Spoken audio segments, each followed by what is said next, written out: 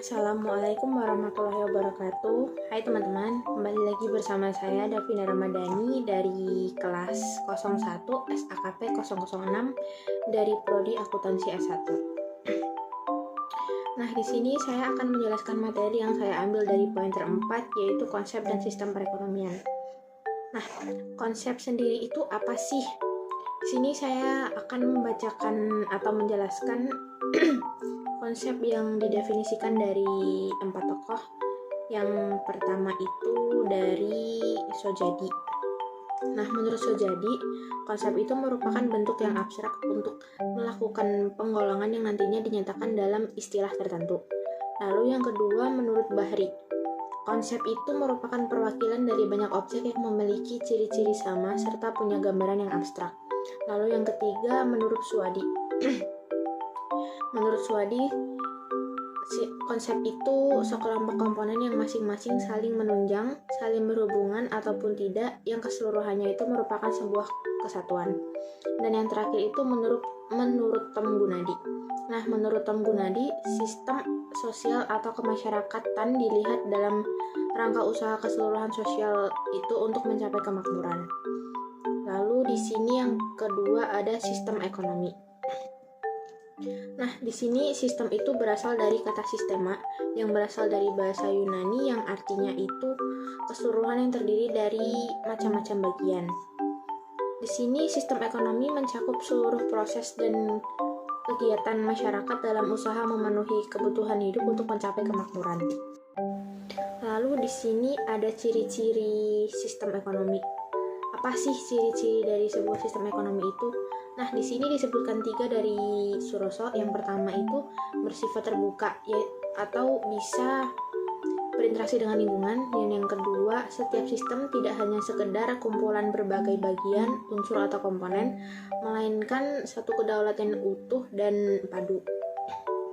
Lalu yang ketiga itu setiap sistem melakukan kegiatan atau proses mengubah masukan menjadi keluasan. Selanjutnya ada fungsi sistem ekonomi. Yang pertama itu sebagai alat untuk produksi barang dan jasa. Yang kedua, alat pengelompokan masyarakat dalam aktivitas ekonomi. Yang ketiga itu bagi hasil teratur dari sistem ekonomi. Dan yang terakhir itu mewujudkan mekanisme yang lebih baik lagi. Di sini juga ada peran sistem ekonomi. Yang pertama itu menjaga aktivitas produksi lebih teratur. Yang kedua, menjadi pusat penukaran barang dan jasa. Yang ketiga, aktivitas ekonomi menjadi lebih stabil. Dan yang terakhir itu mengurangi masalah ekonomi. Lalu di sini ada unsur sistem ekonomi. Apa saja sih unsur sistem ekonomi itu? Nah, yang pertama itu ada sistem elemen. Yang kedua, fungsi elemen. Yang ketiga, hubungan antar elemen. Yang keempat, pranata. Dan yang kelima itu tujuan sistem. Lalu di sini juga ada sistem perekonomian dunia.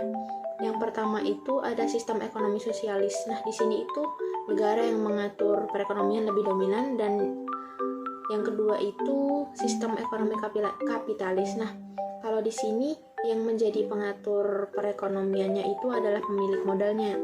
Lalu yang ketiga ada sistem ekonomian. Nah, di sini itu merupakan gabungan dari konsep sosialis dan kapitalis. Lalu bagaimana penjelasan dari masing-masing sistem tersebut? Nah, di sini ada ciri ekonomi sosialis. Yang pertama itu mengutamakan kebersamaan. Lalu ada yang kedua, peran pemerintah itu sangat kuat di sini. Lalu yang ketiga juga ada sifat manusia itu ditentukan dari pola produksinya. Lalu juga ada kelemahan ekonomi sosialis. Yang pertama itu teori pertentangannya tidak berlaku di umum. Yang kedua, tidak ada kebebasan memilih pekerjaan. Yang ketiga, tidak ada insentif untuk pekerja keras. Dan yang terakhir, tidak menjelaskan bagaimana mekanisme ekonomi tersebut. Di sini juga ada sosialisme tidak sama dengan kapitalisme. Dalam artian sosialisme itu tahap persiapan untuk ke jenjang komunisme, kalau yang komunisme itu tahap akhir dalam perkembangan masyarakat. Lalu yang kedua itu sistem ekonomi kapitalis. Di sini ciri-ciri sistem ekonomi kapitalis yang pertama adalah pengakuan atas hak pribadi, yang kedua perekonomian diatur oleh mekanisme pasar, yang ketiga Motifnya itu menggerakkan perekonomian menjadi laba. Mencari laba maksud saya, maaf. Lalu ada juga kebaikan kapitalisme. Yang pertama lebih efisien. Dan yang kedua kreativitas masyarakatnya itu lebih tinggi, lebih unggul lah. Lalu yang ketiga itu pengawasan politik dan sosial minimal. Ada juga kelemahan dari sistem ekonomi kapitalis itu. Yang pertama, tidak ada persaingan yang sempurna.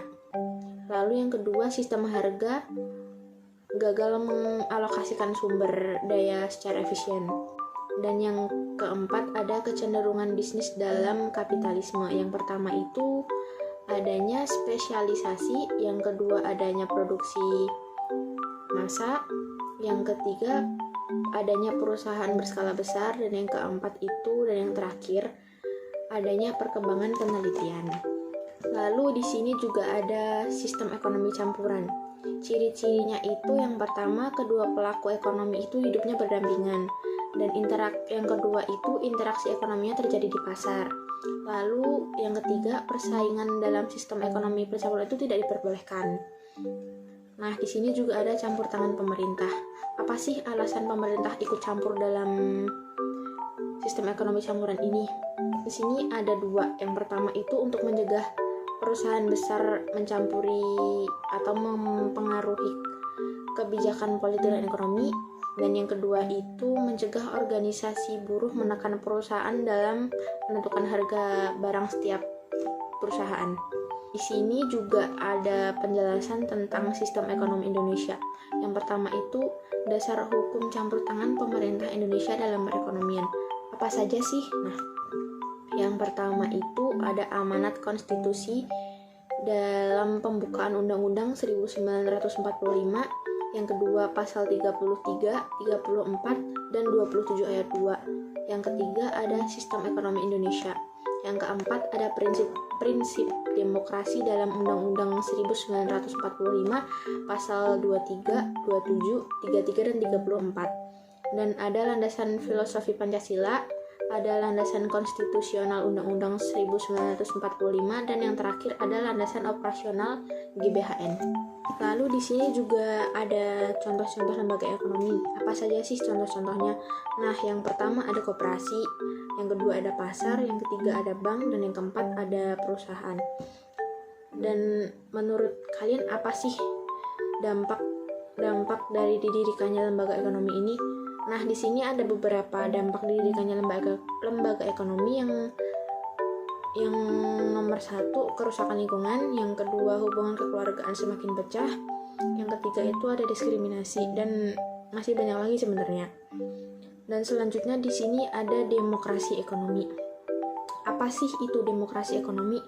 Nah, demokrasi ekonomi itu adalah produksi masyarakat untuk semua di bawah pimpinan atau pemilihan anggota-anggota masyarakat. Ada ciri-ciri positif dari demokrasi ekonomi. Yang pertama itu perekonomian diimplementasikan sebagai usaha bersama. Yang kedua, cabang produksi yang penting bagi negara dan menguasai hajat itu diproduksi oleh negara.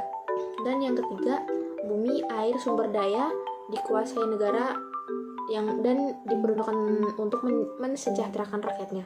Lalu di sini ada ciri negatif juga, tapi ciri negatif di sini harus dihindari berdasarkan dari pemahaman demokrasi ekonomi Pancasila. Yang pertama itu ada sistem estatisme, yang kedua sistem free fight liberalism, yang ketiga ada monopoli. Sepertinya cukup segini saja penjelasan dari saya mengenai pointer 4 ini. Semoga kalian mengerti dengan apa yang saya jelaskan. Sekian dari saya. Terima kasih. Assalamualaikum warahmatullahi wabarakatuh. Bye-bye.